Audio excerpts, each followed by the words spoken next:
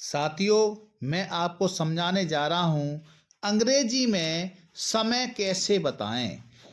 तो ध्यान रखें साथियों, पहली बात तो ये है, समय बताने के लिए सबसे पहले हम इट का प्रयोग करते हैं। समय, दूरी, महीना, दिन, तारीख, मौसम आदि का बोध कभी होता है तो बाकी की शुरुआत हमेशा इट से होती है। साथियों, अब ध्यान रखें आप, 4 बजे हैं तो बाकी शुरुआत इट इज से करेंगे। 4 की अंग्रेजी 4 ले आएंगे, बजे की अंग्रेजी ओ क्लॉक ले आएंगे। साथियों, ध्यान रखें, साढ़े की अंग्रेजी हमेशा हाफ पास्ट होती है। क्या होती है साढ़े की अंग्रेजी? Half past.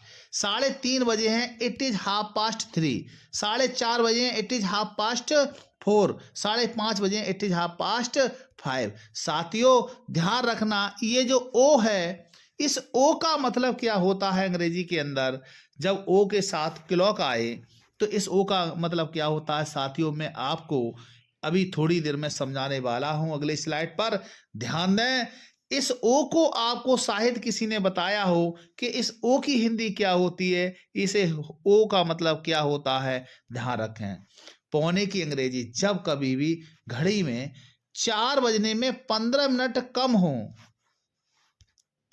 4 बजने में 15 मिनट कम हो, तो हमेशा हम क्या काम करते हैं कि उसे पौने बोलते हैं।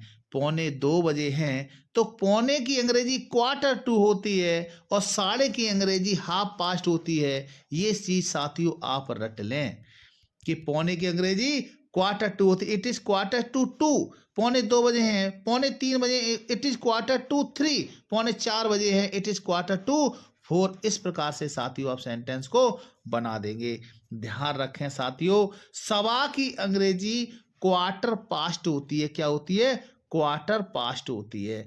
जब 4:15 हो, अर्थात घड़ी की सुई 15 मिनट पर पहुंच जाए, तो आप क्वार्टर पास्ट लगाएंगे।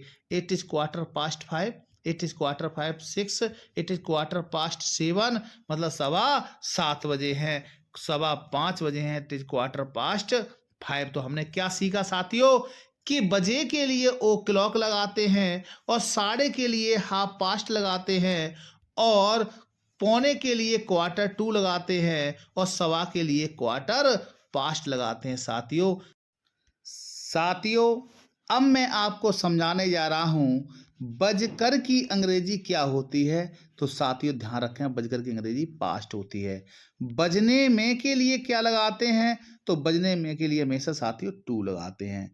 जैसे सेंटेंस को बढ़िया तरीके से ध्यान रखें, 4:10 हैं तो सबसे पहले इट इज ले आए, क्योंकि बाकी की शुरुआत इट इज से होनी है अगर समय पूछ रहा है साथियों तो। और 10 मिनट की आप 10 ले आएंगे, इस बजकर की अंग्रेजी पास्ट हो गई और 4 की 4 ले आए। चेक कर लो, एनालिसिस कर लो। 4 पास्ट माने बजकर, 4:10, 10 माने 10 मिनट, इज माने हैं। इस प्रकार के जांच कर लिया करें साथियों।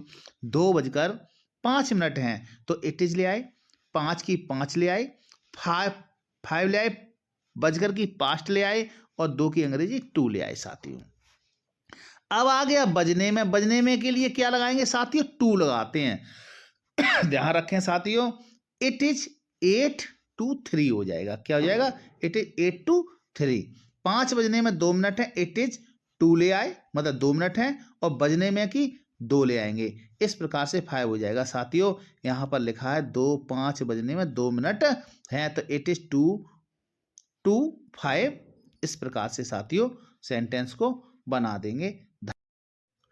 ध्यान दें साथियों, एएम की फुल फॉर्म क्या होती है और पीएम की फुल फॉर्म क्या होती है।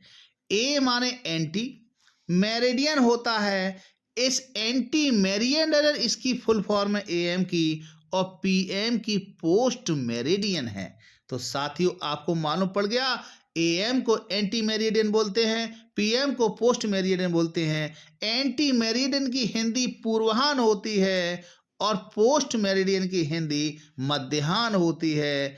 और अब साथियों जो मैं आपको बात बता रहा था, इस ओ का मतलब होता है ऑफ। जैसे मैंने कहा 2 to 4, 2 to 4।